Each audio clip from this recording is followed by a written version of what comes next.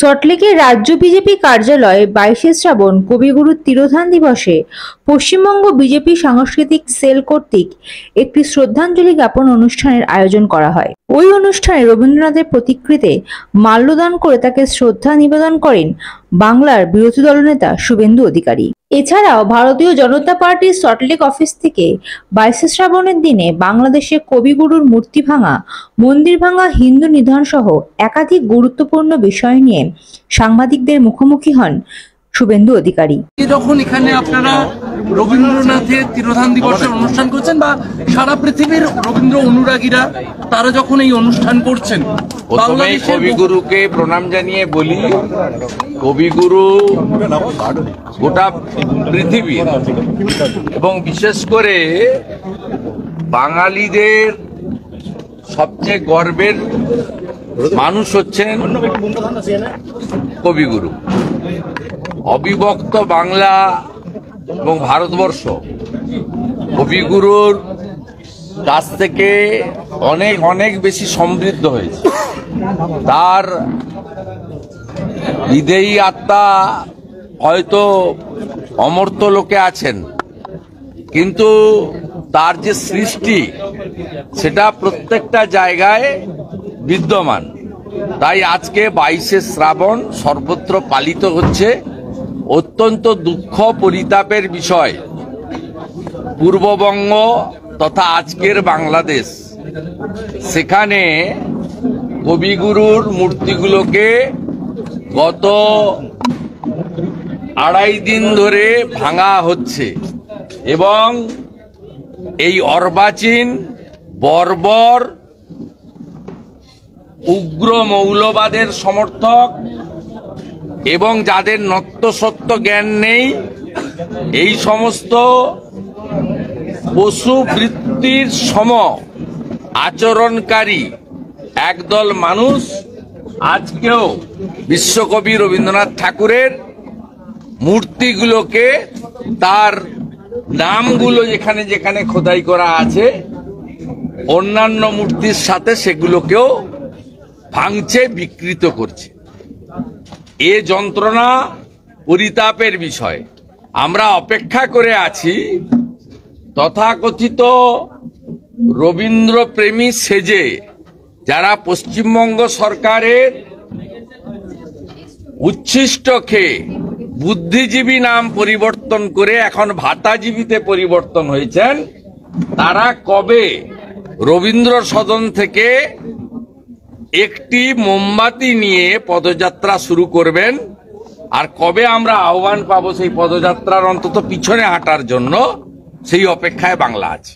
শুভেন্দুবাবু, একটা প্রশ্ন হচ্ছে যে আপনারা উদ্যোগ নেওয়া বা এই যে প্রতিবাদ, বিভিন্ন জায়গায় রবীন্দ্রনাথের মূর্তি পড়ে থাকা বা নানান ভাবে যে স্থাপত্য ধ্বংস করা হচ্ছে বাংলাদেশে, না, আজকের প্রোগ্রামের সঙ্গে বাংলাদেশের সম্প্রতি দুদিনের অন্য অনেক কিছুর সাথে সাথে কবিগুরুর স্মৃতি এবং তার যে মূর্তি স্মৃতি, সেগুলোকে যে নষ্ট করে দেওয়া, যে কবিগুরুর তৈরি করা সঙ্গীত বাংলাদেশে জাতীয় সঙ্গীত হিসেবে সমাদৃত হয় আমাদের দেশেরও সাথে সাথে, সেই ঘটনাটার সঙ্গে সম্পর্ক নেই। এখানে কালচারাল সেলের যিনি সভাপতি আছেন, অত্যন্ত প্রতিবাদী একটি কণ্ঠস্বর এবং তিনি নিষ্ঠার সঙ্গে রাষ্ট্রবাদের পক্ষে, ভারতীয় সংস্কৃতির পক্ষে কাজ করছেন, বাংলাকে বাঁচাতে চান তিনি এবং তার টিম। একা তো পারেন না।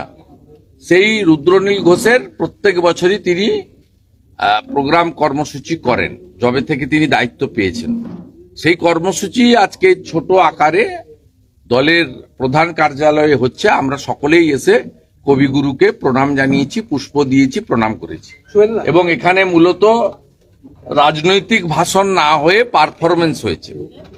প্রত্যেকেই রবীন্দ্র সম্ভারের উপর আলোচনা করেছেন, তাদের কথা বলেছেন, তাদের গান, কবিতা, আবৃত্তি ইত্যাদির মধ্য দিয়ে, বা যারা দু একজন ভাষণও দিয়েছেন, সেটাও ছিল রবীন্দ্রনাথের বিষয় সম্পৃক্ত, তার বাইরে কেউ যাননি।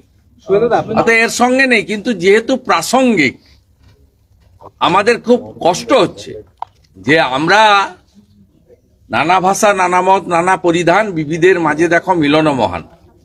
ভিন্ন ভিন্ন ধর্মে বিশ্বাস করলেও অন্তত কিছু বিষয়ে আমাদের অবিভক্ত বঙ্গের একটা নিজেদের মেলবন্ধতা ছিল, তার মধ্যে কবিগুরুর সম্ভারটাও অন্যতম। সেই সম্ভার আজকে আক্রান্ত হয়েছে। আমরা দেখছি জাতির জনক আমাদের মহাত্মা গান্ধীর স্মৃতিও ওখানে ভেঙে ফেলা হয়েছে, সেখানে সবকিছুই নিশ্চিহ্ন করা হচ্ছে। সে ঠিক আছে, তার তো শেষ তো আছে। এর আগেও আমরা তো ইতিহাস দেখেছি এবং আমাদের নিউটন তো বলেই গেছেন প্রত্যেক ক্রিয়ার সমান এবং বিপরীত ধর্মী প্রতিক্রিয়া আছে। তাই পৃথিবীটা গোল, সেটা হবে। কিন্তু আমাদের আজকে 22শে শ্রাবণ, এখানে অবিভক্ত বাংলায় বিশ্বকবির মূর্তিকে বিকৃত করা হচ্ছে, ভেঙে ফেলা হচ্ছে, তাকে অসম্মান করা হচ্ছে। আমাদের খুব কষ্ট হচ্ছে, বিষয়টা খুব প্রাসঙ্গিক। আমি বেরিয়ে এসে দুটো লাইন বলেছি। একটা লাইন হচ্ছে, আমি উদ্বেগের সঙ্গে জাতীয় নিরাপত্তা কাউন্সিলের গুরুত্বপূর্ণ সদস্য মাননীয় স্বরাষ্ট্র সমবায় মন্ত্রী অমিত শাহজির কাছে আমি দেখা করে বাংলাদেশের হিন্দু মন্দির এবং হিন্দুদের সুরক্ষায় ভারত সরকার যাতে অবিলম্বে উদ্যোগ গ্রহণ করে সেই আবেদন নিয়ে গেছিলাম। দ্বিতীয় লাইনে আমি বলেছি, তিনি আমাকে আশ্বস্ত করেছেন প্রধানমন্ত্রীর নেতৃত্বে ভারত সরকার এবং সর্বদলীয় মিটিং করে তারা এই বিষয়ে যথাযথ ব্যবস্থা গ্রহণ করছেন এবং করবেন। তৃতীয় যেটা আমি অ্যাডিশন করেছি, যারা সিএ এর বিরোধিতা করেছিলেন, আজকে সিএটা কত প্রাসঙ্গিক। 2019 সালে যশস্বী প্রধানমন্ত্রী নরেন্দ্র মোদীজির সরকার সিএ আনে, 2024 সালে সিএ 6 মার্চ কার্যকর হয়।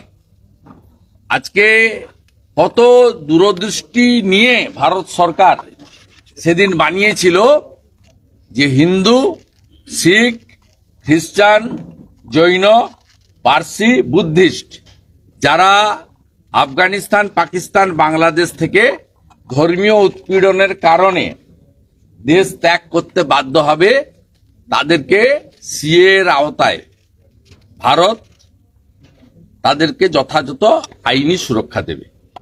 এই আইনের যে যারা বিরোধিতা করেছিলেন, আজকে চোখে আঙ্গুল দিয়ে দেখিয়ে দিয়েছে সিএ আইনের প্রয়োজনীয়তা এবং কার্যকারিতা। এটা আমি বলেছি। খবর এলো যে বাংলাদেশের এই আন্দোলনকে সমর্থন জানিয়ে ইতিমধ্যেই পাকিস্তান এগিয়ে এসেছে, আন্দোলনকে সমর্থন জানাচ্ছে পাকিস্তান। আমি বহির দেশের বিষয় নিয়ে মন্তব্য করব না, কিন্তু as a citizen of the India এটা পূর্ব ইতিহাসের ভিত্তিতে বলতে পারি যে বাংলাদেশে বঙ্গবন্ধু মুজিবুর রহমানকে সপরিবারে খুন করার সময়ও পাকিস্তান প্রেমীদের হাত ছিল।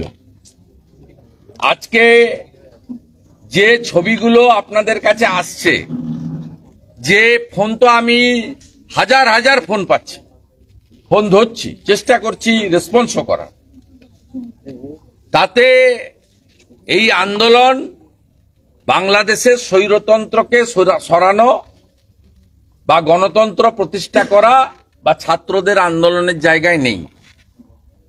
যা আমরা দেখছি এটা হলো মন্দির ভাঙো, হিন্দু ভাগাও আর ভারত বিদ্বেষী, এই তিনটে মন্ত্রে এই আন্দোলন হচ্ছে।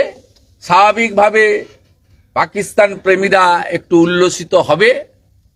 খুব দুর্ভাগ্যের বিষয়, আমি যখন ভারত বিরোধী বা প্রধানমন্ত্রী বিরোধী স্লোগান দেওয়ার জন্য বাংলাদেশ ডেপুটি হাই কমিশনারের অনুমতি নিয়ে 20 জন বিজেপি বিধায়ক নিয়ে আমি যখন যাচ্ছিলাম, তখন আমাকে মমতা ব্যানার্জির পুলিশ বাধা দেয়।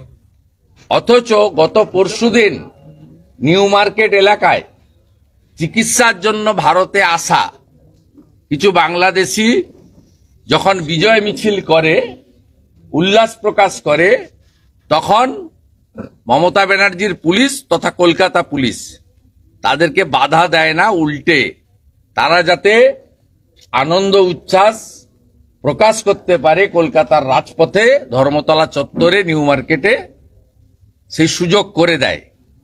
এটা পশ্চিমবাংলায় যারা রাষ্ট্রবাদের পক্ষে, ভারতীয় সংস্কৃতির পক্ষে, যারা 15ই আগস্ট জাতীয় পতাকা তোলার আর বন্দে মাতরম গাওয়ার জন্য বা জাতীয় সঙ্গীত গাওয়ার জন্য অপেক্ষা করছেন, অথচ তৃণমূলকে ভোট দেন, তারা দয়া করে একটু সজাগ হন। আমরা এই দৃশ্য, গণভবনের যে দৃশ্য ভিডিওতে দেখেছি, লুটেরাদের দৃশ্য, এই দৃশ্য 21 সালে বিধানসভা নির্বাচনে ভারতীয় জনতা পার্টি পরাজয় হওয়ার পরে এই মডেল আমরা পশ্চিমবঙ্গে দেখেছিলাম। তাই পশ্চিমবঙ্গে যারা এখনো ভাবছেন যে ভাতা তো পাই, আমার কি, তাদের বলবো 31 সালের জন্য প্রস্তুত হন। যদি আপনারা এখনো সজাগ না হন, আরেকটা সুরাবর্দির হাতে এই বাংলাও যাবে। Bureau report, ND Bangla news. সবার আগে সব খবর, সঠিক খবর পেতে ফেসবুক পেজটি ফলো করে এবং ইউটিউব চ্যানেলটি সাবস্ক্রাইব করে রাখুন আর শেয়ার করতে ভুলবেন না।